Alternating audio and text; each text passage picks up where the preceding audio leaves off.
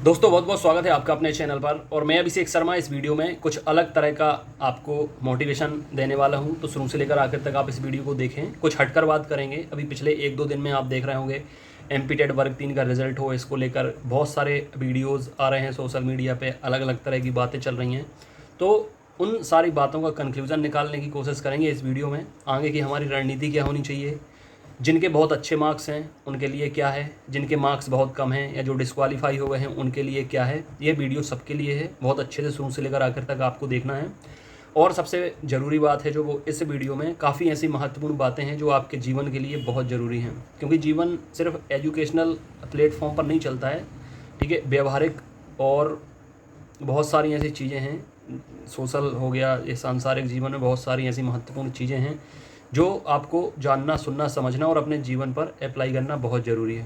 देखिए, सबसे पहले तो रक्षाबंधन की आप सभी लोगों को, जितने लोग इस चैनल का परिवार का हिस्सा हैं, उन सभी को बहुत बहुत बधाइयाँ हों। अग्रिम बधाई दे रहा हूँ मैं, बहुत बहुत शुभकामनाएं दे रहा हूँ मैं। और इसके साथ साथ जितने लोग नए हों, चैनल पर पहली बार आए हों, उन सभी लोगों को भी बहुत बहुत अग्रिम बधाइयाँ रक्षाबंधन की। और आप लोग, भगवान से ही प्रार्थना करता हूँ कि बहुत जल्दी सफल हों, जो आपके एम हैं, जो आपके ड्रीम हैं, वो बहुत जल्दी आपके पूरे हों। तो चलिए शुरू करते हैं इस वीडियो को।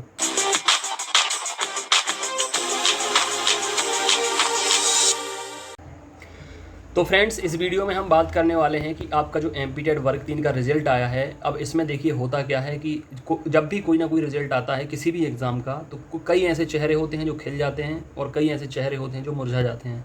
हालांकि आजकल ये बहुत अच्छा सिस्टम है कि जब आप एग्ज़ाम देने जाते हैं तो ऑनलाइन आपका स्कोर पता चल जाता है, लेकिन पीईबी में ये सारा सिस्टम, मतलब पीईबी एक ऐसा मतलब कह सकते हैं कि एक ऐसी संस्था है कि वहाँ पर भले ही आपका स्कोर जो दिखता है, उसके बाद वो भिखारी बनाने का काम भी करता है और राजा भी बना सकता है, स्कोर आपका कुछ भी हो।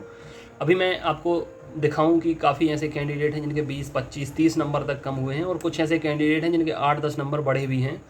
तो मिली जुली सी प्रतिक्रिया आप लोगों की तरफ से आ रही है। तो सबसे पहले तो उन सभी कैंडिडेट को बहुत बहुत बधाई जिनने बहुत अच्छा स्कोर किया है। मैं पर्सनली जानता हूँ, मेरे ग्रुप से, मतलब अभी तक जो डेटा आया है, सैकड़ों ऐसे स्टूडेंट हैं जिनने बहुत अच्छा स्कोर किया है, चाहे मेल कैंडिडेट हो चाहे फीमेल कैंडिडेट हो। 110 के ऊपर तो सैकड़ों हैं और 100 के ऊपर हज़ारों कैंडिडेट हैं जिनने स्कोर किया है। और ऐसा नहीं है, देखिए, अगर मैं पीईबी की कार्य पद्धति का, वर्किंग जो उनकी प्रक्रिया है, जो पूरा प्रोसेस उनका होता है, उस पर सवालिया निशान उठाता हूँ, इसका मतलब ये नहीं है कि सिलेक्शन नहीं हो रहे हैं, कि सभी फर्जी सिलेक्शन हो रहे हैं। ऐसा नहीं है, सिलेक्शन हो रहे हैं।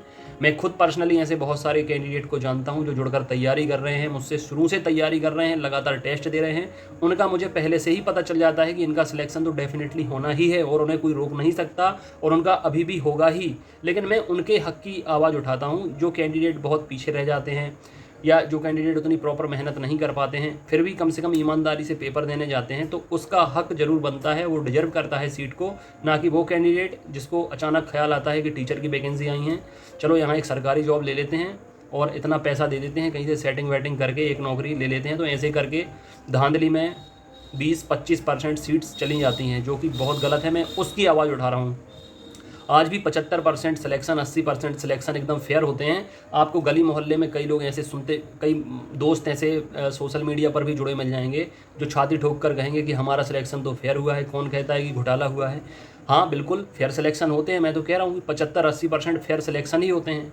लेकिन इसका ये मतलब नहीं कि वो सबकी जिम्मेदारी ले सकते हैं, पूरी गारंटी ले सकते हैं कि जितने सिलेक्शन हुए हैं वो सब सिलेक्शन फेयर हुए हैं। अपनी जिम्मेदारी हर कोई ले सकता है, लेकिन दूसरों की गारंटी कोई ले नहीं सकता है। इसलिए उन लोगों पर डाउट नहीं कर रहा हूँ, ना कह रहा हूँ कि जिनका सिलेक्शन अच्छा हुआ है, जिनने अच्छा स्कोर किया है, क्योंकि मेरे ग्रुप से ही अभी मैं एक वीडियो भी बनाऊंगा। बहुत सारे ग्रुप मेंबर ने अपना अपना जो डेटा है वो शेयर किया है, उस पर मैं कल वीडियो बनाऊंगा, शेयर करूंगा आप लोगों के साथ कि हम लोग जो मिलकर यूनिटी में, ग्रुप्स में, एप्लीकेशन पर जो लगातार सालों से तैयारी कर रहे हैं, 2020 से तैयारी कर रहे हैं, उसका फल कितना मीठा, कितना सुहावना है, और आपके सब्र का, आपकी मेहनत का फल कितना अच्छा है। अब मेरिट से देखिए, मेरे पास ये होता है कि जितने लोग मुझसे जुड़ के तैयारी करते हैं, लगातार ऑनलाइन टेस्ट देते हैं, लगातार टच में बने रहते हैं, उनका मुझे पहले से पता चल जाता है कि इनका सिलेक्शन होना है। और जिनके सिलेक्शन में मुझे कमी दिखती है, जिनके नंबर टेस्ट में कम आते हैं, उनसे मैं पहले बता देता हूँ कि आपको अपनी इन कमजोरियों पर काम करना है, तो आपका भी सिलेक्शन हो जाएगा। आप लोग फॉलो करते हैं, रिजल्ट बहुत शानदार होते हैं। देखिए, पढ़ने के लिए हर कोई पढ़ सकता है, हर कोई मेहनत कर सकता है, लेकिन मेहनत के लिए सही डायरेक्शन, सही गाइडेंस, सही स्टडी मटेरियल होना ज़रूरी है। मैं आपको बार बार एग्जांपल देता हूँ कि अगर दो किसान हैं, दोनों बराबर मेहनत करते हैं, तो इसका मतलब ये नहीं कि दोनों को फल भी समान मिलेगा, एक समान मिलेगा। क्योंकि अगर एक किसान या मजदूर पहाड़ के ऊपर मेहनत करेगा, दूसरा पहाड़ के नीचे मेहनत करेगा, तो जाहिर सी बात है पहाड़ पर बंजर भूमि होगी, वहाँ पर उसकी फसल उतनी अच्छी नहीं होगी, इनफैक्ट हो सकता हो भी ना। और जिसकी ज़मीन नीचे होगी, पानी बहकर आएगा, उसके खेतों में आएगा, ज़मीन उपजाऊ होगी, उसकी फसल ज़्यादा होगी। मेहनत तो दोनों लोग बराबर कर रहे हैं। तो सबसे पहले मेहनत, डायरेक्शन, गाइडेंस, फिर स्टडी मटेरियल, आप पढ़ क्या रहे हैं, कैसे पढ़ रहे हैं, टाइम टेबल, स्ट्रेटेजी, ये सारी चीज़ें मैटर करती हैं। फिर थोड़ी बहुत जो गुंजाइश रहती है वो लक भी ज़रूरी होता है, ठीक है। और इसके साथ साथ रही बात सीखने की, तो देखिए सीखना कभी बंद होता नहीं है। ऐसा नहीं है कि मतलब आपने अच्छी मेहनत की है या अच्छा आप लगातार मेहनत करते चले जा रहे हैं। मैं खुद देख रहा हूँ, वर्ग 1 और वर्ग 2 में मुझसे बहुत सारे पूरे मध्य प्रदेश के कैंडिडेट जुड़ने आए थे। वर्ग 1 और वर्ग 2 में सिलेक्शन ले चुके हैं। कुछ लोग टच में हैं, लेकिन सभी लोग टच में नहीं हैं। देखिए होता क्या है, मेरी एक हैबिट है, मेरा एक नेचर है। जो व्यक्ति सफल हो जाता है उसके पास नहीं जाना चाहिए, उसको उसके हाल पर छोड़ देना चाहिए। फिर उसके व्यक्तित्व पर, उसके समझ पर निर्भर करता है। कई लोग अपनी सफलता में डूब जाते हैं, भूल जाते हैं, घमंड आ जाता है, नशा आ जाता है, तो उन्हें उस सिचुएशन में छोड़ देना चाहिए, उन्हें अकेला छोड़ देना चाहिए। लेकिन जो व्यक्ति फेल हुआ है, जो व्यक्ति निराश है, जो व्यक्ति हताश है, उसे कभी अकेला नहीं छोड़ना चाहिए। वो खूब आपसे कहे कि दूर हट जाओ और हम मतलब मुझे तुम्हारी ज़रूरत नहीं है, मेरे पास मत आओ, लेकिन वो आपको किसी भी बात का बुरा नहीं मानना चाहिए। उस समय पर, उस परिस्थिति में, उस सिचुएशन में उसका साथ देना चाहिए। तो मेरी यही हैबिट है। ये वीडियो मैंने इसलिए बनाया है ताकि जितने लोग निराश हैं, जितने लोग हताश हैं, जिनका कम स्कोर हुआ है, जितने लोग डिस्क्वालीफाई हुए हैं, उनको एक पावर बूस्ट अप मैं दे सकूं, इस वीडियो के माध्यम से मोटिवेट कर सकूं। देखिए हुआ क्या था, वर्ग 1 वर्ग 2 में बहुत सारे कैंडिडेट आए थे प्रिपरेशन करने के लिए। प्रिपरेशन की, जो बताया उसको फॉलो किया, जो दिया उसको पढ़ा, उसमें से बहुत सारे कैंडिडेट सफल हुए। और सबसे अच्छी बात यह है कि जब ज्वाइनिंग आपकी 19-20 में हुई थी, उसमें बहुत सारे कैंडिडेट सिलेक्ट हुए, मेल फीमेल ज्वाइनिंग हो चुकी है। और ज्वाइनिंग लेने के साथ उन्होंने अपने स्कूल की फ़ोटो दिखाई और सारा जो भी उनके जीवन में चल रहा है बताया, क्या क्या चेंजेस आए पहले में, अब में, ठीक है। लेकिन कुछ लोगों ने सब्र नहीं खोया, उम्मीद नहीं खोई, लगातार टच में बने रहे, प्रिपरेशन करते रहे। तो सबसे अच्छी बात है कि वर्ग 3 की प्रिपरेशन भी करते रहे, वर्ग 3 का एग्ज़ाम भी दिया। लेकिन अभी जो ज्वाइनिंग चल रही है वर्ग 1 और वर्ग 2 की, इसमें उनकी ज्वाइनिंग भी हो गई है, तो ये बहुत अच्छी बात है। तो कहीं ना कहीं जब ये समझिए कि जान निकलने वाली होती है शरीर से, तभी चमत्कार होते हैं, क्योंकि भगवान आपकी परीक्षा लेते हैं। किस्मत भी आपको परखना चाहती है कि आप डिज़र्विंग हैं कि नहीं हैं, या बस 2 दिन का आपका नशा है, नौकरी नौकरी नौकरी, उसके बाद चलो हटाओ, हो गया, पक गए हैं, बोर हो रही है। तो ये सारी चीज़ें होती हैं कि कहीं ना कहीं किस्मत आपको परखती है, लक आपको परखता है, भगवान आपको परखते हैं, फिर वो चीज़ें आपको मिलती हैं। तो देखिए 18 से 22 हो गया है, 3-4 साल से लगातार मेहनत करे जा रहे हैं, तो जाके उनका 1-2 में ज्वाइनिंग हो गई है, अभी चलती जा रही है। लेकिन कुछ ऐसे कैंडिडेट हैं जिनका वर्ग 1-2 में नहीं हुआ या नहीं दे पाए, तो अभी वर्ग 3 में उनका बहुत अच्छा स्कोर हुआ है, उनका सिलेक्शन होने वाला है। लेकिन अभी कई ऐसे भी कैंडिडेट होंगे जिनका वर्ग 3 में अच्छा स्कोर नहीं हुआ होगा और अभी से उन्हें प्रिपरेशन करना शुरू करी होगी। तो देखिए आपके सामने अपॉर्चुनिटी की कमी नहीं है। अभी पटवारी आना है, ग्रुप 4 आना है, महिला पर्यवेक्षक, MPSI, वन रक्षक, और अगले साल वर्ग 1 और वर्ग 2 फिर से आ रही हैं। तो हो सकता है वर्ग 3 ना सोचकर भगवान ने आपके लिए कुछ और अच्छा सोचा हो। देखिए आपको हमेशा पॉजिटिव रहना है, अपने आप पर कॉन्फिडेंट रहना है, और जहाँ से जो अच्छा मिल सकता है वो सीखना है। देखिए बुरे से बुरे इंसान हो या बुरे से बुरी चीज़ से आप अच्छाई निकाल सकते हैं। कोई भी बुरा व्यक्ति है, चाहे रावण हो, ठीक है, चाहे कंस हो, कोई भी हो, 100% बुरा कोई भी नहीं होता, कम से कम एक अच्छाई ज़रूर होती है। मैं आपको एग्जाम्पल देता हूँ। देखिए मैं अपने बारे में आपको बताऊँ कि जो अभी फ़िलहाल वर्तमान जीवन में जो मेरे आदर्श हैं वो रतन टाटा जी हैं। मैं उन्हें बहुत मानता हूँ, बहुत फॉलो करता हूँ, और जब से उनके बारे में सुना जाना तब से मैं उनका फ़ैन हूँ, बहुत बड़ा फॉलोअर हूँ। और अगर बात की जाए प्राचीन कथाओं की, हमारे इतिहास की, तो मैं पृथ्वीराज चौहान का बहुत बड़ा फ़ैन हूँ, बहुत बड़ा प्रशंसक हूँ, फॉलोअर हूँ, और वो मेरे आदर्श हैं। तो देखिए उनके बारे में अगर बताया जाए तो सबसे पहले बात करूँगा मैं मोहम्मद गौरी की। मोहम्मद गौरी बार बार लड़ने आता था, वो बार बार हरा देते थे, माफ़ कर देते थे।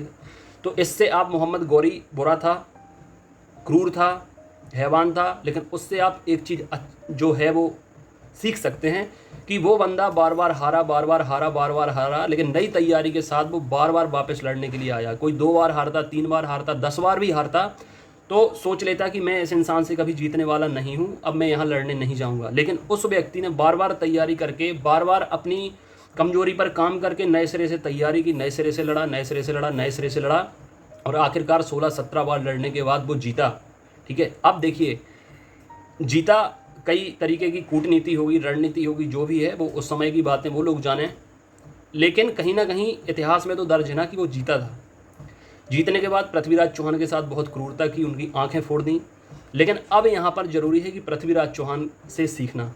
उनने अपने आप को पहले से ही इतना तैयार करके रखा था, शब्द भेदी बाण विद्या उनने पहले से ही सीख रखी थी।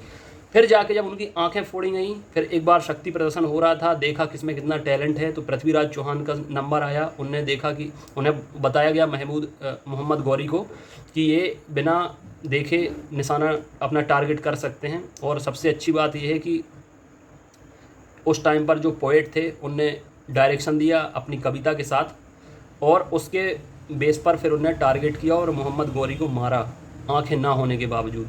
तो सबसे पहले तो अपने आप को इतना काबिल, इतना सक्षम और इतना तैयार रखें कि कभी भी बुरी से बुरी परिस्थिति आ जाए, आपको सिर्फ एक मौका मिलना चाहिए और आप अपनी छाप छोड़ दें। पृथ्वीराज चौहान को सिर्फ एक मौका मिला कि उनके हाथ में धनुष और बाण आया, उनने गेम ओवर कर दिया अपने दुश्मन का। तो आपको सबसे पहले तो तैयार होना पड़ेगा। परिस्थिति आने के बाद आप सीखें ये ज़रूरी नहीं, पहले से आपको प्रिपेयर होना पड़ेगा। और एक चीज़ बता दूं, लाखों फॉर्म भर रहे हैं मध्य प्रदेश में, जबकि वैकेंसीज आ नहीं रही हैं, घोटाले हो रहे हैं। अभी देखते जाइए आप लोग, रजिस्टर्ड बेरोजगार 40 लाख से ऊपर हो चुके हैं, हर एग्ज़ाम में 15 लाख से ऊपर फॉर्म भर रहे हैं। एक कड़ा सत्य है, घनघोर सत्य है कि हर किसी को सरकारी नौकरी नहीं मिलेगी। कुछ देखें, आप खुद देख लें, 20,000, 25,000 वर्ग 1 हो, वर्ग 2 हो, वर्ग 3 हो, मतलब हज़ारों की संख्या में वैकेंसी आती हैं और लाखों की संख्या में फॉर्म भरे जाते हैं, और वैकेंसीज भी फिल करने में सालों लग जाते हैं। तो हर किसी को गवर्नमेंट जॉब नहीं मिलेगी। अगर आपका डेडिकेशन है, अगर आपका सपना है, एम है, तो फिर आपको उस लेवल पर जाकर, क्योंकि कंपटीशन बहुत ज़्यादा है, 80% के नीचे सिलेक्शन होता नहीं है कोई भी एग्ज़ाम हो। 80% का मतलब ये है कि अगर आप 100 का पेपर होता है तो कम से कम 80 नंबर, 150 का पेपर होता है तो कम से कम 120 नंबर, और 200 का पेपर होता है तो कम से कम 160 नंबर लाने की क्षमता या तो आप में अभी हो, या आप अपने आप को तैयार करके वो क्षमता पैदा कर सकते हो। इतना कॉन्फिडेंस होना चाहिए आपको। नहीं है तो आकर जुड़ें, ये नंबर दिया है 9981167757। अभी वर्ग 1, वर्ग 2 या महिला पर्यवेक्षक, बहुत सारी जो वैकेंसी उन्हें आने में टाइम है। मैं देखूंगा, परखूंगा कौन कौन सी आप में कमियां हैं, बताऊंगा, आपको दूर करना है, फॉलो करना है। Strategy, time table, content, test series, note सब आपको प्रोवाइड किया जाएगा, डायरेक्शन के साथ, गाइडेंस के साथ, मोटिवेशन के साथ, हर चीज़ आपको दी जाएगी। फिर आपको तैयार किया जाएगा। जैसे अभी वर्ग 3 में बहुत अच्छा स्कोर किया है लोगों ने, 115, 120 तक स्कोर किया है, क्योंकि मैं शुरू से बोलता था अगर सिलेक्शन चाहिए तो 125 प्लस करना है मेल को, 120 प्लस करना है फीमेल को। पेपर और ज़्यादा डिफिकल्ट आया, फिर भी मैं अपने टेस्ट सीरीज में भी 5 टेस्ट ईजी रखता हूँ, 5 टेस्ट मॉडरेट रखता हूँ और 5 टेस्ट डिफिकल्ट रखता हूँ हर सिचुएशन के लिए। तो तैयारी तो पूरी थी, लेकिन 2-3 नंबर फिर भी उससे कम आए, तो 18, 20, 22 ऐसे आए हैं, तो फिर भी वो सेफ जोन में तो हैं ही कम से कम। तो हर तरीके उनने प्रिपरेशन की, फॉलो किया, टाइम लगा। आपको पता है 2020 में वर्ग 3 के फॉर्म भर गए थे, 2022 में फिर एग्ज़ाम हुआ है, तो टाइम भरपूर मिल गया था मुझे प्रिपरेशन कराने का। फॉलो करना आपका काम है, मैं हमेशा कहता हूँ आप लोग टाइम दीजिए, ठीक है, बाद में मेरी जिम्मेदारी है, आप लोग बस फॉलो करिए और टाइम दीजिए।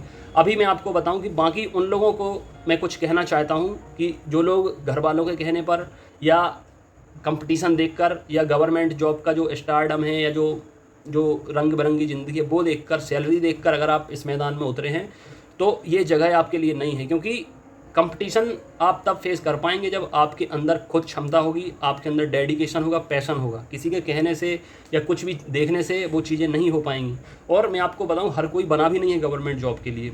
आप मुझे देख सकते हैं, ऐसा नहीं कि जिसकी ज़िंदगी में गवर्नमेंट जॉब नहीं होती है, जो गवर्नमेंट जॉब नहीं करता उसकी ज़िंदगी में कुछ होता नहीं है। ये मैं आपके सामने जीता जाता एग्जाम्पल बैठा हूँ, ठीक है। 4 साल से चैनल चल रहा है, आप लोग कनेक्ट हैं मुझसे, जितने लोग नहीं जानते, नए हैं, उन्हें भी मैं बता रहा हूँ मैं गवर्नमेंट जॉब नहीं कर रहा हूँ। 2-3 ऐसी जॉब हैं जिनमें सिलेक्शन हुआ, लेकिन मैंने ज्वाइनिंग नहीं ली, क्योंकि मुझे ऐसा लगता है कि उस गवर्नमेंट जॉब से बेहतर मैं अभी काम कर रहा हूँ।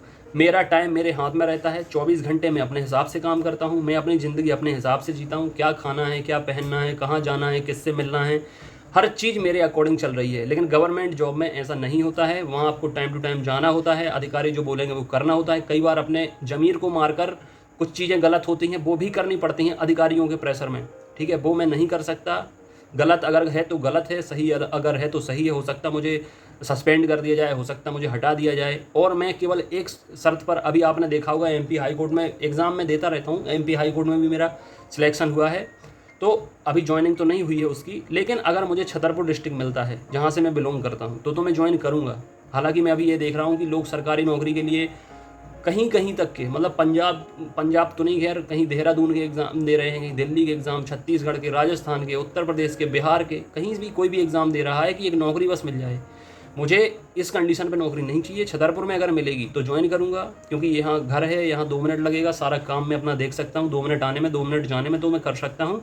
बाहर मिलेगी तो मैं नहीं करूँगा, जैसा कि मैं अभी तक करता नहीं आया हूँ। और रही बात मेरी लाइफ स्टाइल की, मेरी ज़िंदगी की, तो बहुत अच्छे से, बहुत सुकून से, बहुत शांति से चल रही है। आप जैसे बहुत सारे लोग मध्य प्रदेश हो या मध्य प्रदेश के बाहर हो जुड़े हैं, ठीक है। हालांकि मैं घर से ज़्यादा निकलता नहीं हूँ, ज़्यादातर मुझे ज़रूरत पड़ती नहीं निकलने की, सारा कुछ ऑनलाइन ही चलता है।